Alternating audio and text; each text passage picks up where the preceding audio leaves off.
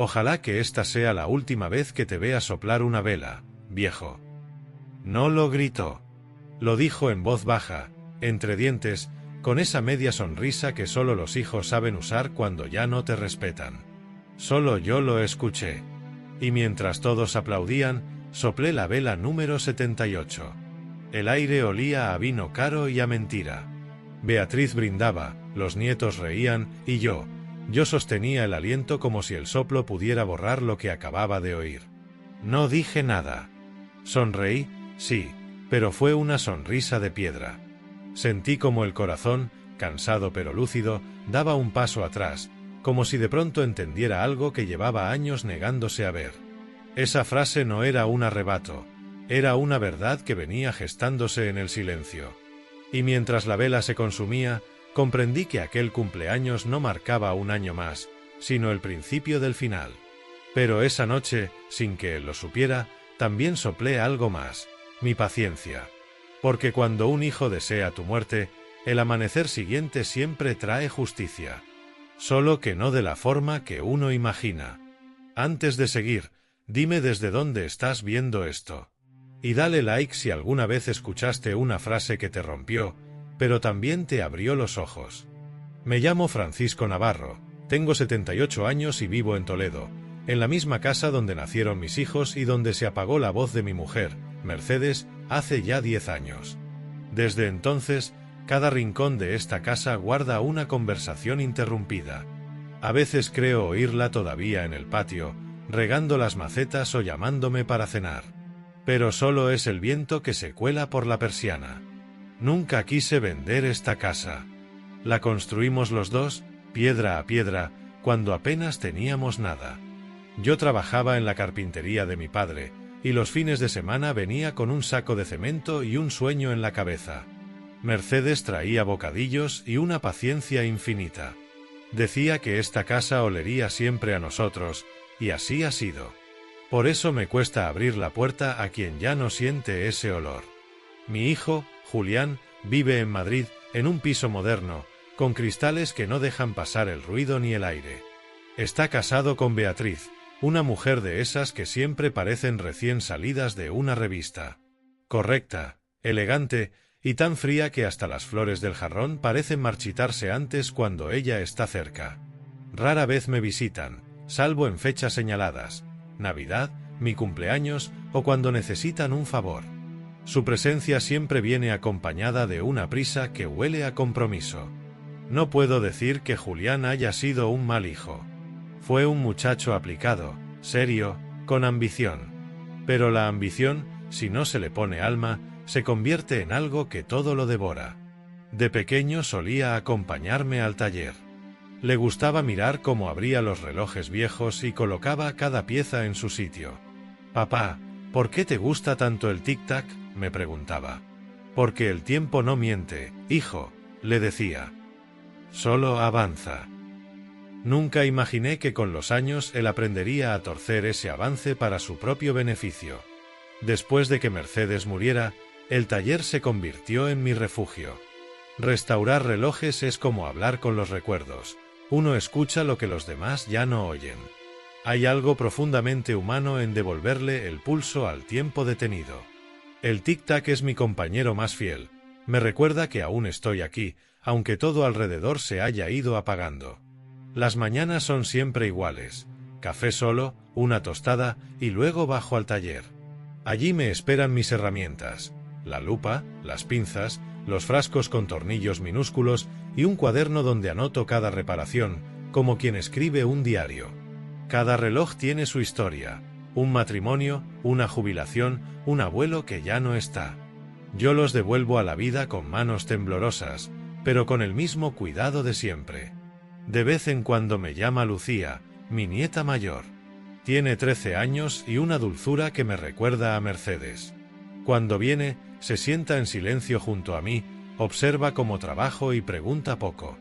Solo dice, «Abuelo, ¿puedo girar la cuerda?».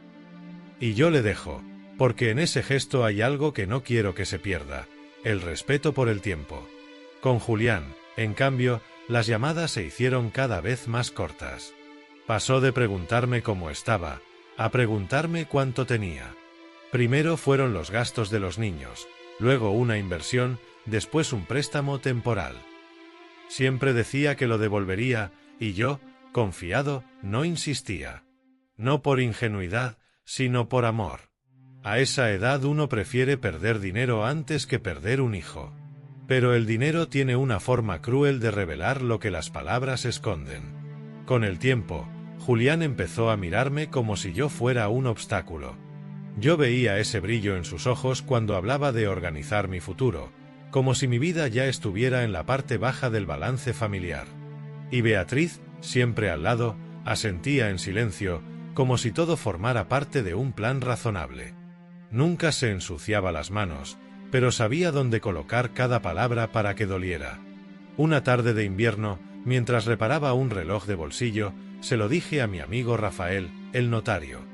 Mi hijo ha cambiado, Rafa. Ya no me mira como antes. Él me respondió con calma, no ha cambiado, Paco. Solo ha dejado de disimular. Tenía razón. Yo llevaba años mirando hacia otro lado. Y sin embargo, todavía creía que el cariño resistía. A pesar de las distancias, de las miradas frías, de las llamadas secas. Porque uno, por más viejo que sea, sigue necesitando sentirse padre. Pero en el fondo lo sabía, lo único que seguía funcionando en esta familia eran los relojes. Ellos, al menos, tenían la decencia de romperse con aviso. Y así llegamos a aquel mayo luminoso, cuando Julián y Beatriz propusieron celebrar mi cumpleaños como antes. Acepté. No por ganas, sino por educación. No imaginaba que, entre copas y sonrisas fingidas, me regalarían la frase que cambiaría el curso de nuestras vidas. Pero antes de llegar a esa herida, prefiero recordar este último tramo de calma. Porque fue el silencio previo al golpe. Y en ese silencio, sin saberlo, yo ya estaba preparando el alma para resistir. Todo comenzó con una llamada en apariencia inocente. Era un martes por la tarde, de esos en los que el cielo se queda suspendido sobre Toledo sin decidir si llover o no. Julián me llamó al taller. Papá, necesito hablar contigo. Es solo un trámite, nada importante. Su voz sonaba amable, pero tenía esa firmeza disfrazada de afecto que aprendió de su madre cuando quería convencerme de algo. Le dije que pasara cuando quisiera. A los 2 días llegó con un sobre en la mano y Beatriz a su lado. Ella vestía de beige, con un perfume caro que llenó la casa. Se movía despacio, como si todo le perteneciera. Nos sentamos en el comedor y Julián sacó unos papeles. Es un poder notarial. Para ayudarte con tus cosas, con las gestiones del banco, las facturas. Ya sabes que ahora todo va por internet. Y para eso hace falta que firme yo. Bueno, es más cómodo. Así puedo mover las cuentas si hace falta, vender algo si lo necesitas. Todo por tu bien, papá. Lo dijo tan tranquilo que por un momento casi le creí. Pero algo en su mirada me detuvo. Ese brillo ansioso, esa prisa por cerrar el asunto. Tomé los papeles y los leí despacio, fingiendo que no entendía. No era un simple trámite. Con esa firma, mi hijo tendría control absoluto sobre mi casa, mis ahorros y el taller. Lo miré a los ojos. No, Julián. Prefiero ocuparme yo. Aún me sé manejar. El silencio se hizo largo. Beatriz se inclinó hacia adelante, con una sonrisa suave, añadió. Tu padre ya no está para vivir solo, cariño. Deberías hacerte cargo antes de que pase algo. La frase me atravesó como una aguja. No era preocupación. Era cálculo. Y lo supe porque en su tono no había ternura, sino prisa por heredar en vida. Les ofrecí café. Nadie lo quiso. Se levantaron rápido, fingiendo normalidad, pero al cerrar la puerta escuché a Julián decir en voz baja. No sabe lo que hace. Y quizá tenía razón. No sabía todavía hasta dónde llegaría su codicia. Durante las semanas siguientes, noté pequeños cambios. Detalles mínimos, casi invisibles, pero claros como el tic-tac de un reloj roto. Beatriz empezó a llamarme con frecuencia, siempre con el mismo tono dulce. Francisco, he hablado con el médico de cabecera. Dice que deberías venirte a Madrid. Allí estarías más cuidado. Gracias, hija, pero aquí estoy bien. Bueno, piénsalo. No queremos que te pase algo estando solo. No lo decían, pero el mensaje era evidente. Querían mi casa. La casa donde nació Julián, donde Mercedes y yo pasamos toda nuestra vida, ahora era para ellos una oportunidad. Yo, en cambio, era un obstáculo que aún respiraba. Un día vino mi vecina, Carmen, a traerme pan. Me contó que había visto a Beatriz fotografiando el jardín desde el coche. Dijo que estaba mirando el terreno, por si algún día lo ponen en venta. Me dijo. Sonreí. No respondí. Pero aquella noche me quedé despierto largo rato, mirando las vigas del techo. Por primera vez en muchos años, sentí miedo. No miedo a morir, sino a ser borrado antes de hacerlo. Julián empezó a controlar mis citas médicas. Cuando llamaba al ambulatorio, me decían que el número de contacto había cambiado. También me encontré con que mi coche ya no estaba. Lo vendimos, papá, me dijo, con una naturalidad espantosa. Era por seguridad. Ya no estás para conducir. Me quedé sin palabras. Ese coche era mi última escapatoria. El mismo que Mercedes y yo compramos al jubilarme. El que usábamos para ir al campo los domingos. Y ahora estaba vendido por mi bien. No protesté. A esa edad uno aprende que discutir con los hijos no es ganar nada. Pero dentro de mí empezó a crecer un silencio distinto, uno que ya no era resignación, sino espera. El tipo de silencio que antecede a las decisiones. Un día, mientras reparaba un reloj de pared, vino Rafael, el notario. Traía una carpeta bajo el brazo. Paco, me ha venido a ver tu hijo. Ah, ¿sí? ¿Y qué quería? Me pidió copia de tu testamento. Dice que necesita saber cómo está todo. Dejé el destornillador sobre la mesa. ¿Y se la diste? Por supuesto que no. Pero ten cuidado. Parece tener prisa. Aquella tarde, cuando me quedé solo, abrí el cajón del escritorio. Allí guardaba el testamento original, el que había hecho con Mercedes. En él, la casa, las cuentas y el taller quedaban a nombre de Julián. En aquel momento me pareció justo. Era nuestro único hijo y confiábamos en él. Pero al releerlo, algo me dolió en el pecho.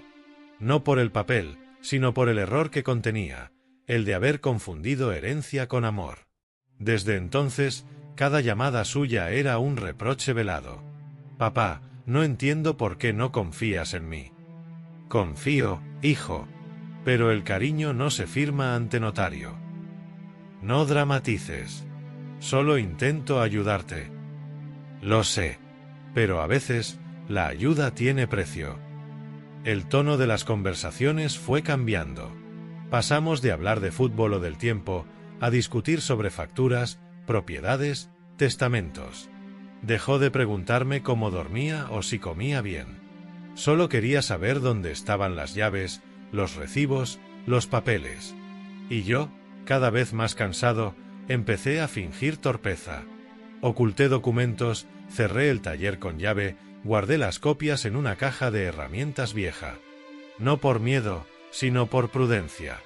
El mismo instinto que te salva de un incendio cuando ya huele a humo. Una tarde, vino sin avisar. Entró sin saludar. He estado revisando tus cuentas, papá. Tienes dinero parado. Deberías moverlo. ¿Moverlo a dónde? Déjamelo a mí. Yo lo invierto. Conozco a la gente adecuada. No lo dudo, hijo. Pero mi dinero está bien quieto. Como yo. Su mandíbula se tensó. Siempre igual, desconfiando. Luego no digas que no te avisé. Cuando se marchó, el reloj del salón marcó las 7. Ese tic-tac sonó distinto. Más lento, más grave, como si también él se hubiera dado cuenta de que algo se había roto. No lo sabía entonces, pero aquel día empezó el principio del fin. A partir de ahí, cada gesto suyo, cada visita, llevaba escondida una intención. Yo ya no era su padre, era un trámite pendiente. Y cuando un hijo te mira así, el alma envejece de golpe. Por eso, cuando llegó mi cumpleaños y soplé aquella vela número 78, no me sorprendió la frase que me lanzó entre dientes. Quizá ya la esperaba. Solo que no imaginé que sería la última que pronunciaría sin miedo a las consecuencias. Aquel domingo de mayo amaneció limpio, con un cielo tan azul que parecía prestado. A media mañana, Julián mandó un mensaje: «Prepara algo de hielo, vamos pronto». No pregunté nada. Puse la cafetera, barrí el porche y me afeité con calma. En el espejo, el rostro de un hombre que conocía todos mis silencios me devolvió la mirada. Llegaron a las 2:20. Del coche bajaron bolsas con vino brillante y cajas de pastelería con lazos. Beatriz entró la primera, sonriendo como quien inaugura una tienda. Detrás venían los niños, con ese entusiasmo que aún no sabe fingir. Julián hizo un gesto con la cabeza a modo de saludo y dejó el móvil sobre la mesa. Seguía encendido, vibrando sin parar, como un segundo invitado impaciente. «Sorpresa, papá», dijeron, ya dentro, rodeándome como si el salón fuera un escenario. Habían traído jamón envasado, queso francés, un mantel de papel con dibujos de confeti y un altavoz que escupía una lista de canciones que a nadie le importaba. En mi casa nunca pusimos música para hablar, nos bastaba con las voces. Ese día, el volumen parecía una tapadera. «Hoy no cocines nada, ¿eh?», ordenó Beatriz. «Lo tenemos todo pensado». Yo asentí. Me dejé llevar. Puse platos, saqué vasos, limpié una mancha inventada del aparador. Cada gesto, un modo de apartar la mirada del reloj de pared que marcaba y 20, y 25, y media, sin compasión. En un momento dado, Lucía se acercó al taller. Le dije que pasara, que me ayudara a cerrar una caja de madera. Sus manos pequeñas sostuvieron la tapa como si contuviera un secreto. «¿Estás bien, abuelo?» «Estoy. Y eso ya es bastante», respondí. A las 3:05, Julián anunció que comeríamos tipo cóctel. Nadie se sentó del todo. Beatriz llenaba copas sin preguntar. Hablaban de obras en su edificio, de un colegio internacional, de una inversión en Valencia. Yo escuchaba y me iba quedando atrás, como quien pierde el paso en una procesión. Cuando trajeron el pastel, encendieron una vela grande con el número 78. El salón se llenó de esa luz naranja que falsea los rostros. Los niños cantaron sin saber bien la letra.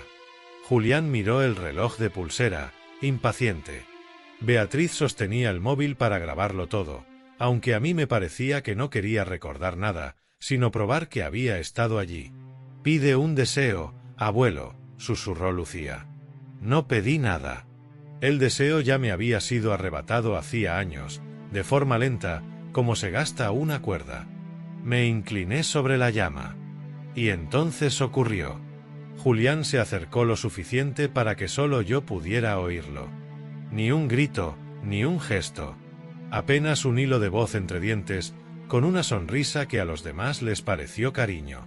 «Ojalá que esta sea la última vez que te vea soplar una vela, viejo».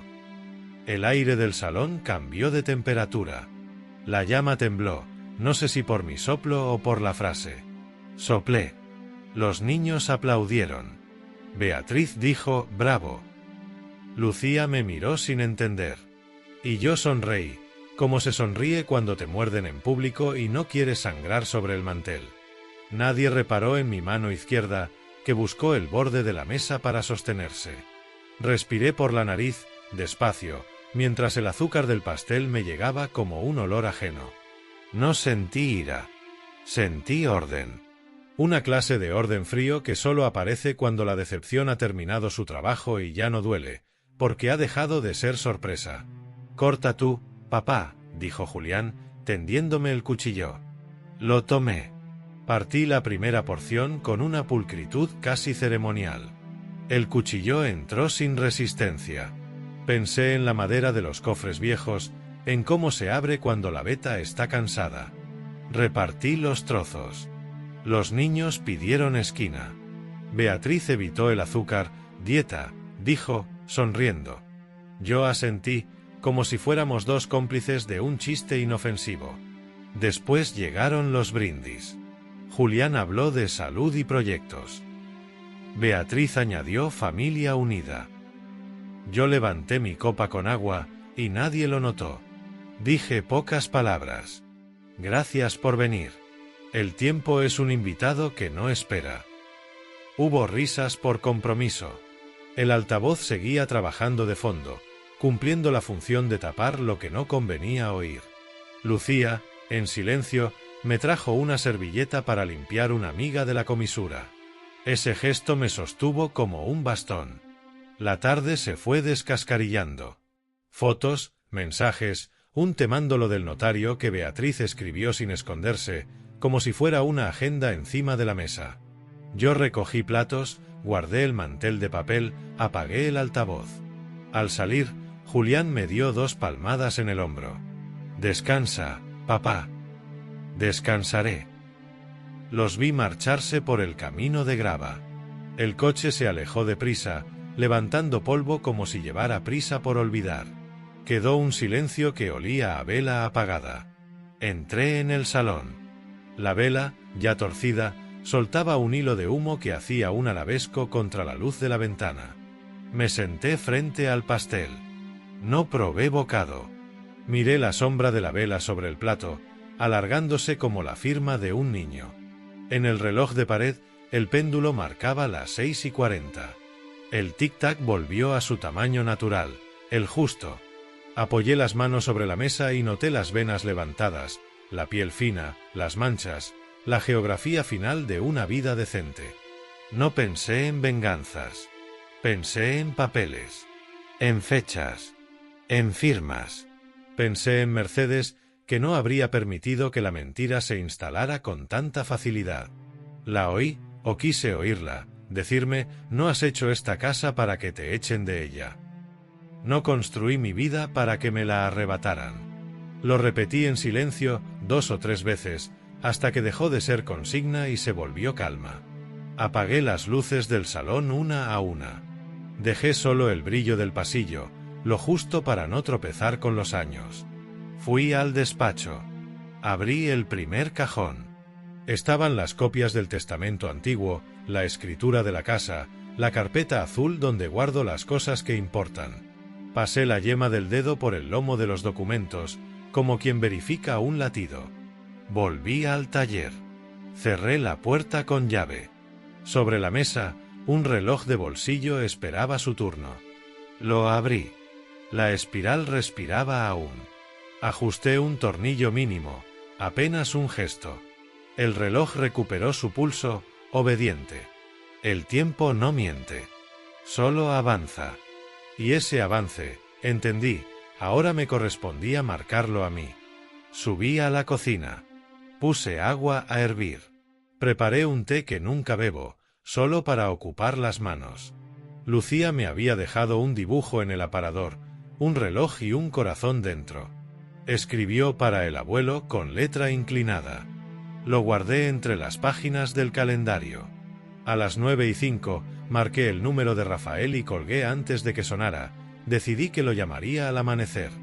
Algunos pasos hay que darlos con el sol de testigo. Esa noche no hablé con nadie. No dormí. La frase de Julián no volvió a herirme. Ya no era una herida, era una firma.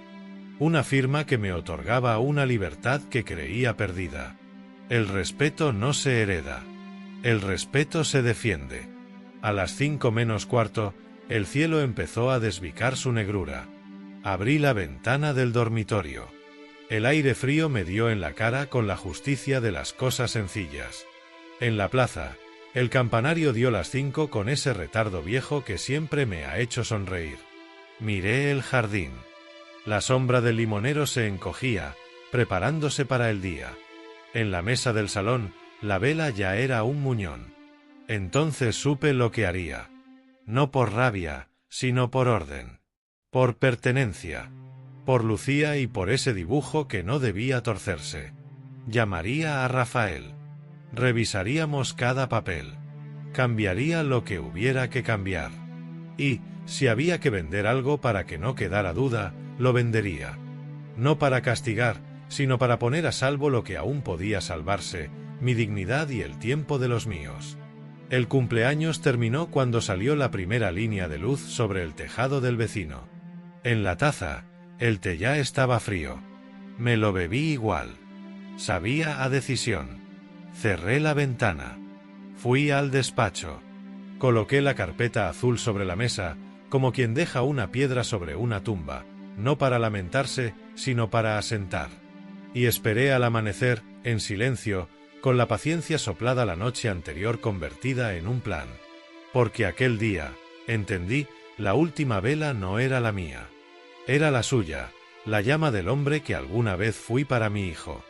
Y si esa luz debía apagarse, sería para que otra, más limpia, encendiera el camino. A las 7:02 de la mañana marqué por fin a Rafael. Me contestó con voz de café recién hecho. Dime, Paco. Necesito verte hoy. Para cambiarlo todo. Ven a las 9. Trae el DNI, el libro de familia y la escritura de la casa. Colgué. No temblé. Preparé una carpeta, DNI, libro de familia, escritura 1978, iban anotado a mano, el testamento antiguo que aún llevaba la firma de Mercedes y la nota simple del terreno junto al camino de los Olivos. Metí también el reloj de bolsillo, no por superstición, sino para saber que el tiempo estaba conmigo. A las 8:40 crucé la plaza.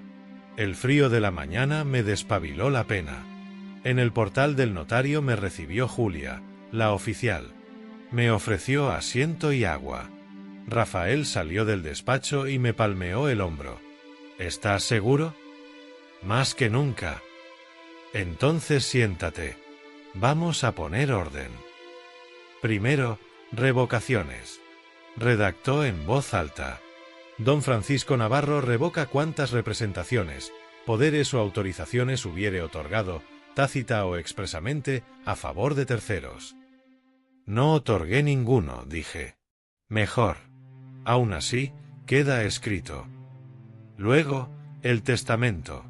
Rafael habló despacio, como se lee un salmo. Yo asentía. Instituye herederos por partes iguales a Lucía y Mateo, sus nietos, con sustitución vulgar a favor de la prole de cada uno. Deja legado del taller y sus herramientas a Lucía, por haber mostrado especial afecto y aptitud. Ordena legado de recuerdo a Julián, el reloj de bolsillo de su abuelo, y nada más. Revoca en su integridad el testamento de fecha 12 de marzo de 2011. Quiero añadir esto, Rafa, ni un euro de mis bienes será administrado por mi hijo. Lo resolvemos con un albacea. Nombraré a Julia y a mí. Custodiaremos hasta que Lucía cumpla los 18. Hecho. Firme. Julia estampó sellos, el papel respiró. Sentí una ligereza que no conocía desde que murió Mercedes. Siguiente asunto, el terreno junto al camino. Rafael había hecho los deberes. Hay un comprador, Hortelanos de la Sagra, ese coop ofrecen 240.000 euros. Pagan al contado, hoy. He visto sus cuentas, solventes. Adelante. Fuimos al registro de la propiedad. Folio 119, finca 2348. El registrador nos vio entrar con cara de lunes. A las 11:15 firmamos la compraventa. En el banco, en la ventanilla que siempre huele a tinta, confirmaron la transferencia. 240.000 euros exactos.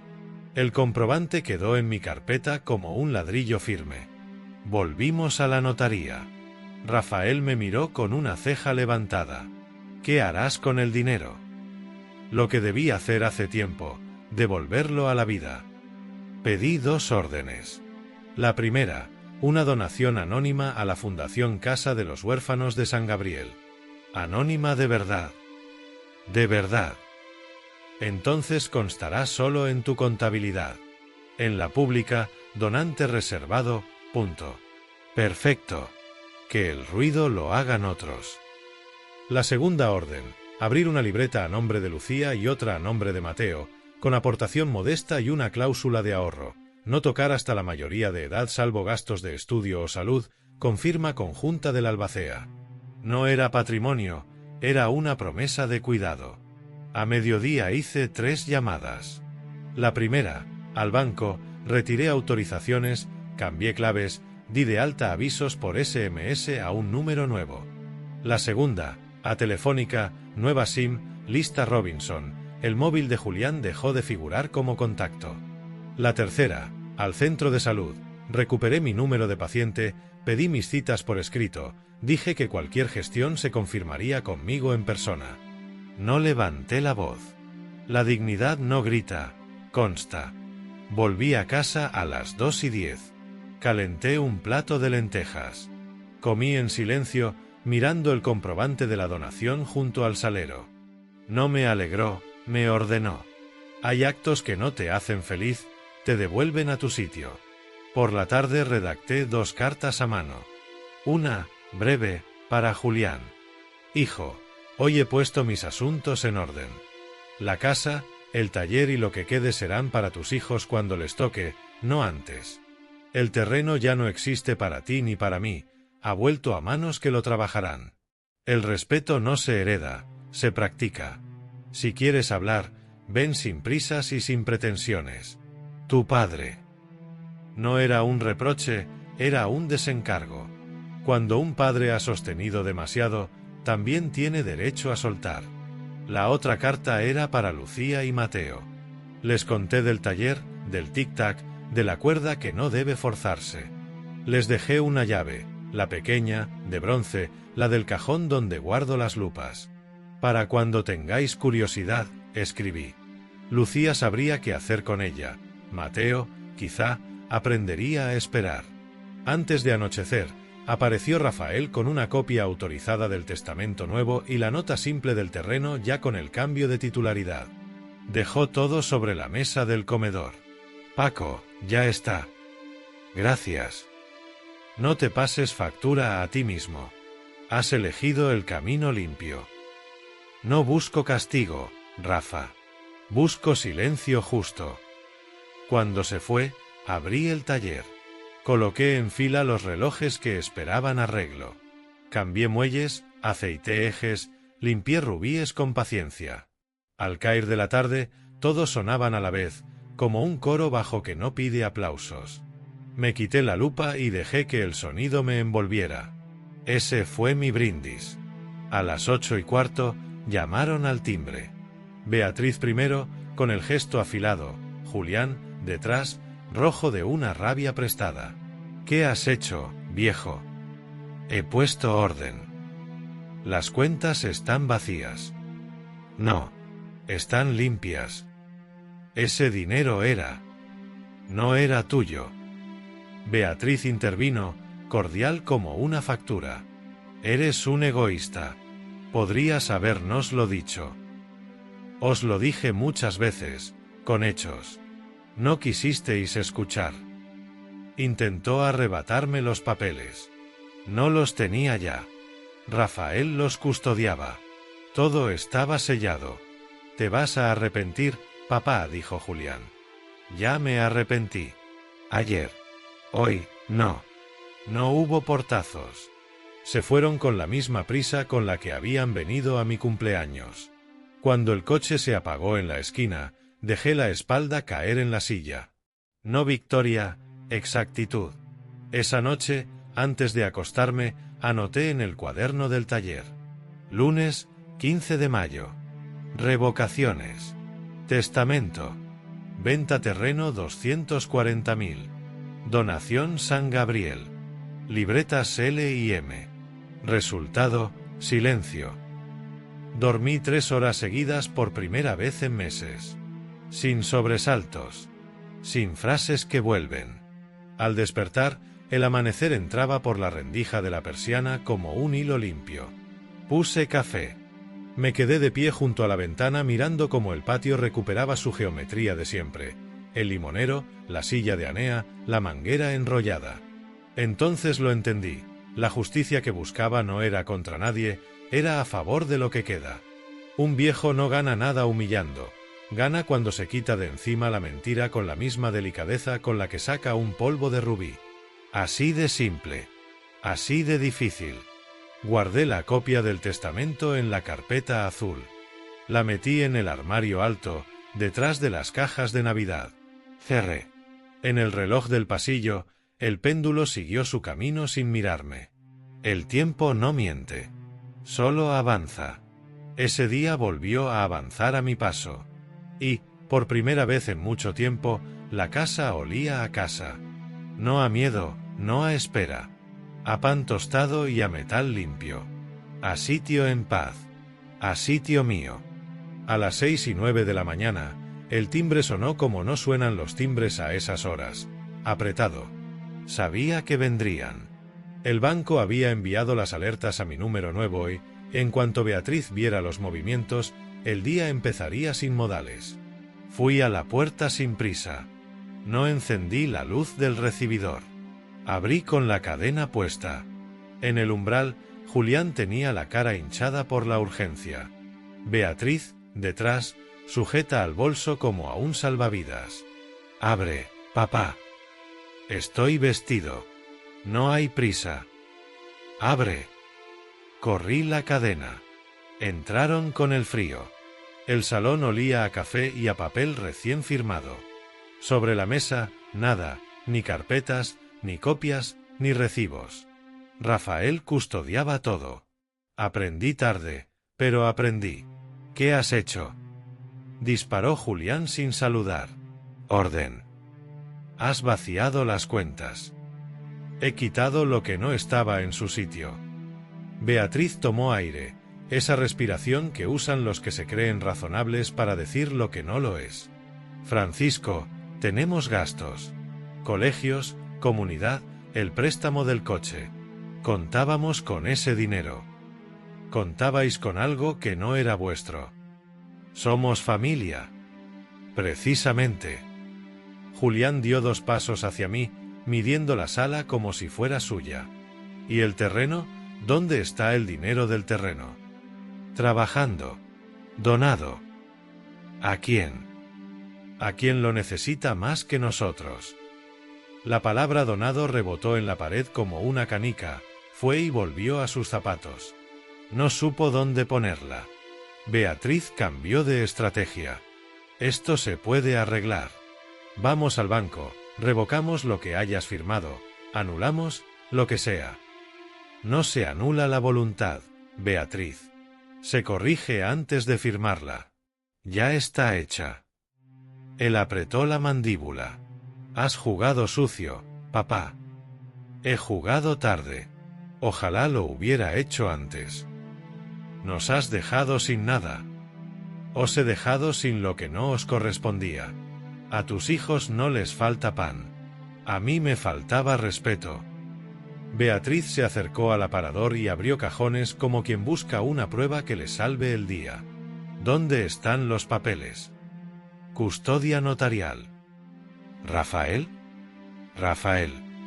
Se hizo un silencio de pasillo. Julián empezó a caminar por la casa sin mirar nada, como mareado. Se detuvo frente al reloj del pasillo. El péndulo marcaba su camino con indiferencia. «Tú no eras así», dijo, sin volverse. «Tú tampoco». Beatriz volvió a la carga. «Tendrás que pensar en tu vejez. No puedes estar solo. Es peligroso. Peligroso es estar mal acompañado.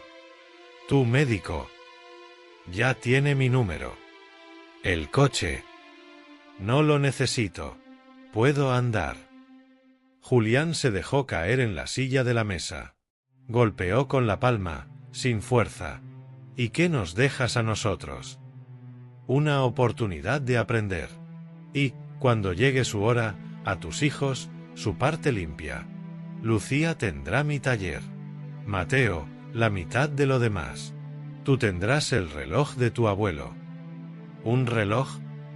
«Es lo único que me pediste de niño». Aquel día lo mirabas como si dentro hubiera un mar. A lo mejor aún te sirve para aprender a medir. ¿Medir qué? La palabra, basta. Beatriz se sentó frente a mí, cruzó las piernas, sacó el teléfono y empezó a hacer fotos al salón.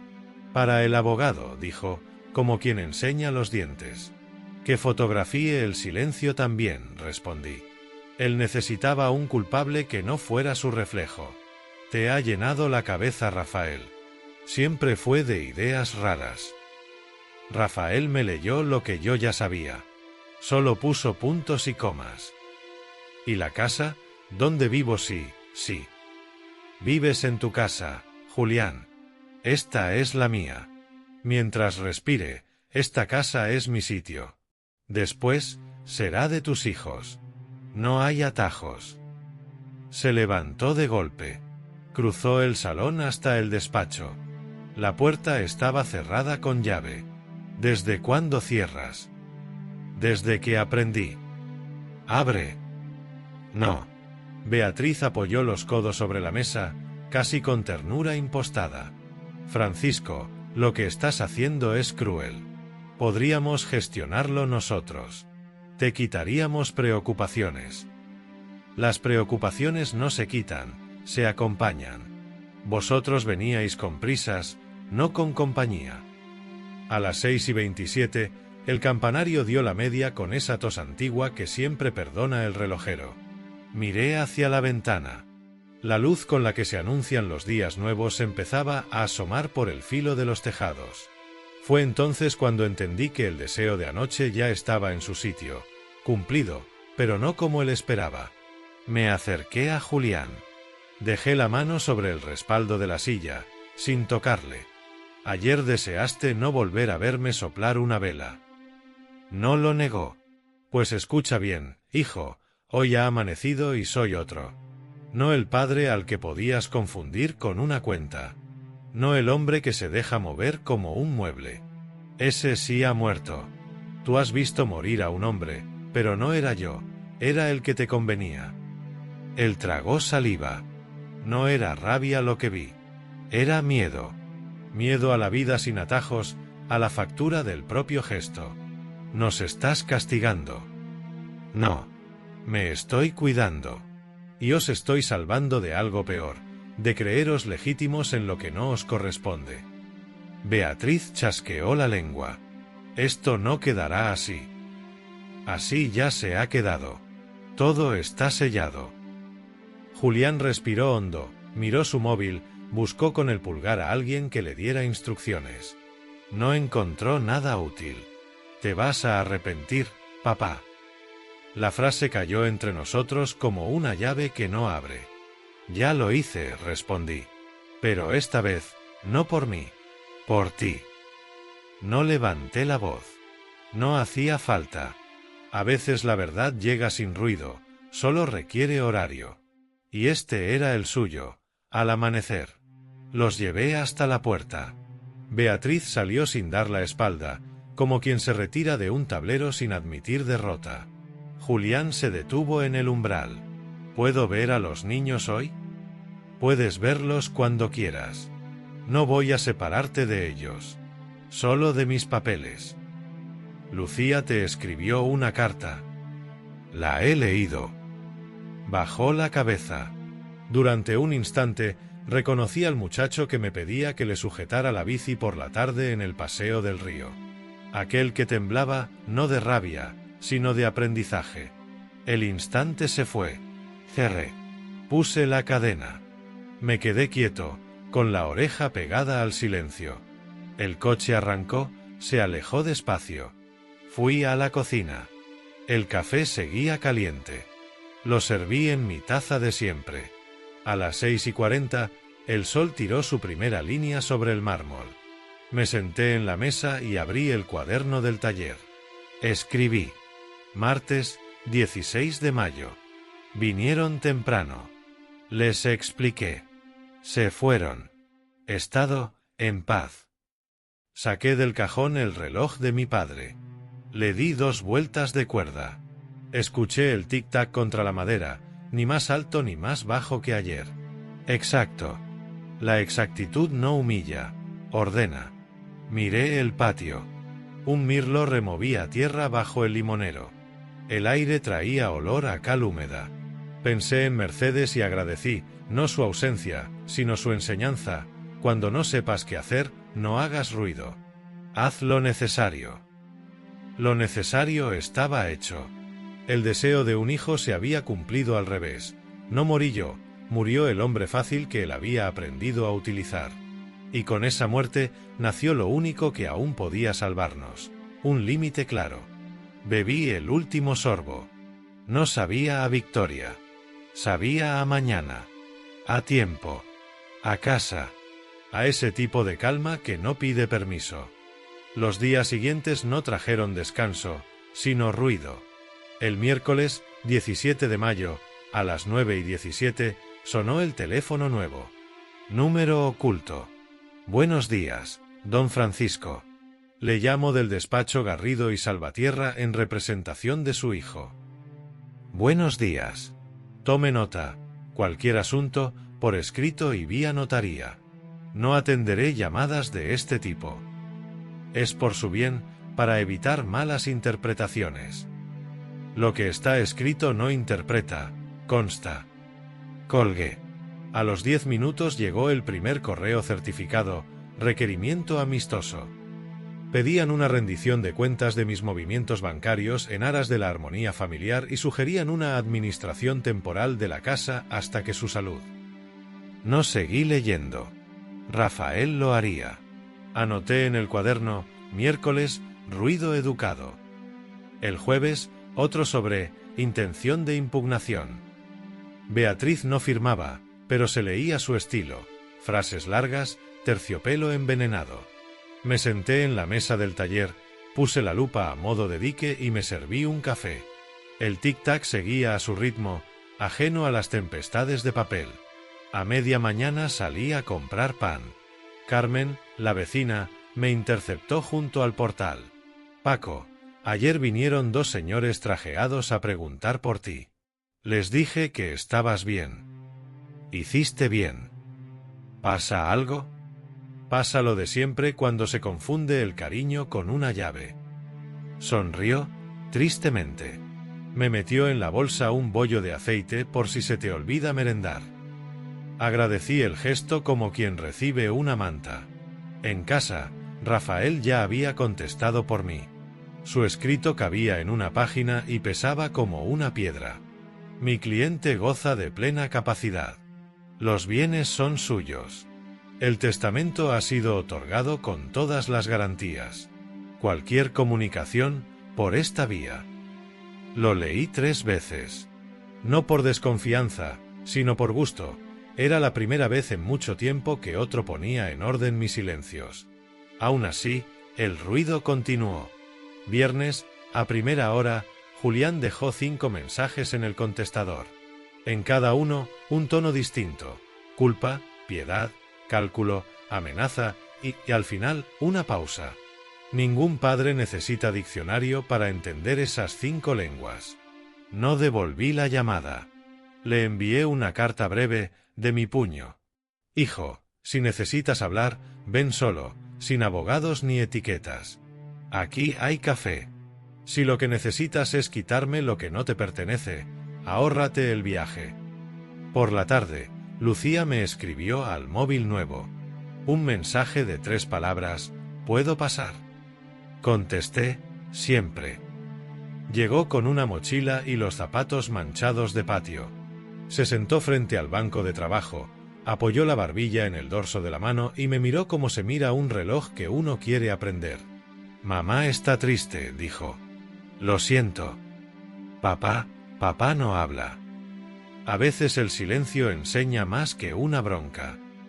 Estás enfadado con él. Estoy en paz conmigo. Eso es nuevo. Me pidió girar la cuerda de un reloj de pared. Le di la llave pequeña. Dio 2 vueltas exactas. El péndulo arrancó con un suspiro. Lucía sonrió con esa discreción que solo tienen las criaturas que respetan el misterio. Se fue al caer la tarde. Antes de salir, Me dejó un sobre sin remitente en el aparador. Lo abrí cuando ya estaba solo. La carta era suya. Reconocí la inclinación de la letra, la prisa deliciosa de quien todavía no teme tachar. Abuelo. En casa todo suena raro. Mamá llora bajito y papá no me mira. Dice que le quitaste todo, pero yo creo que le diste una lección. En el cole nos pidieron escribir sobre el tiempo. Y yo escribí que el tiempo no borra, enseña. Gracias por enseñármelo tú. No quiero que estés solo. ¿Puedo ir los sábados a ayudarte en el taller? Te quiero. Lucía. Me apoyé en la encimera. Sentí como el corazón se me colocaba en su sitio, como una pieza que por fin encuentra su eje. Lloré. No de tristeza, de alivio. En ese llanto no había queja, había pertenencia. Esa fue mi verdadera herencia, no lo que dejaba, sino lo que quedaba en la niña. El sábado probé algo nuevo, no explicar. Me limité a vivir el día con precisión. Fregué el patio, quité el polvo a las fotos, bajé al taller. Hice un inventario de herramientas en un papel cuadriculado, lupa X10, lupa X5, 3 destornilladores suizos, aceite Moebius, 2 pinzas Dumont, paño de lino, papel secante. Cuando uno nombra con cuidado lo que posee, recuerda que no necesita más. El deseo se desinfla cuando se enumera lo suficiente. A media mañana, otro burofax, solicitud de mediación familiar. Lo puse debajo del peso de vidrio que me regaló Mercedes. Llamé a Rafael. Voy. No hace falta. La mediación sirve cuando hay desacuerdo sobre algo común. Aquí no hay cosa común, hay límite. Gracias, Rafa. Descansa. Descansé así, en lo exacto. A veces, la paz es una suma de pequeñas obediencias al sentido común. Tomar agua, andar hasta la plaza, contestar solo lo inevitable, aceitar el eje que chirría. El domingo, Beatriz envió un mensaje. Francisco, llámame. Podemos arreglarlo. No hagas daño a Julián. Le respondí. Beatriz, ya os ahorré un daño. Confundir herencia con amor. El resto no está en mi mano. No insistió. El lunes, casi a las 8, sonó el timbre. Julián solo, sin traje, con un jersey gastado. Tardó en hablar. He leído la carta de Lucía. Y dice que el tiempo enseña. Yo no sé qué hacer con eso. Hice café. No arreglé nada. No aconsejé. Solo estuve. Le señalé la silla de siempre. Siéntate, hijo. Bebe. Aquí nadie te debe. Aquí, si quieres, aprendes. ¿A qué? A perder sin perderte. Se le humedecieron los ojos, pero no lloró. No hacía falta. Antes de irse, miró el reloj de pared. Nunca me fijé en cómo suena la casa cuando estoy callado. La casa suena igual. Cambiamos nosotros. Cuando se marchó, entró una claridad distinta por la ventana. Abrí la carta de Lucía otra vez, la guardé en el calendario, en el mes de julio. En el cuadro del día 15 escribí a lápiz, L al taller. Esa semana hubo más papeles, más correos con membrete, más queda usted notificado. Todo inútil. No porque tuviera abogados mejores, sino porque la verdad no tenía recovecos. Mi rutina se volvió mi trinchera. Café, taller, paseo corto, siesta, pequeñas reparaciones. En las noches, salía al patio con la taza en la mano y escuchaba los murciélagos cortar el aire. El mundo seguía. Comprendí algo que me habría ahorrado muchos inviernos si lo hubiese sabido antes. El respeto no se hereda, el respeto se practica o se pierde. Y no hay poder, ni traje, ni notaría que lo compre a plazos. Al final de ese mes, escribí en el cuaderno. Mayo cerrado. Ruido recibido, alto. Daño causado, ninguno. Lección aprendida. El silencio con papeles pesa más que el grito sin ellos. Esa noche, la casa no estaba vacía, estaba plena. El olor a limón del patio, la madera tibia del banco, el tic-tac que no pide permiso. Me serví una taza de leche. Abrí la ventana. La luna colgaba baja, como un farol viejo pero exacto. Pensé en Mercedes. No la eché de menos, la reconocí en cada cosa que había quedado en su sitio. Apoyé la palma sobre el mantel, respiré hondo y sonreí sin público. Lo que no se compra con dinero volvió a su lugar, la medida de uno, el límite limpio, la fidelidad al tiempo que nos toca.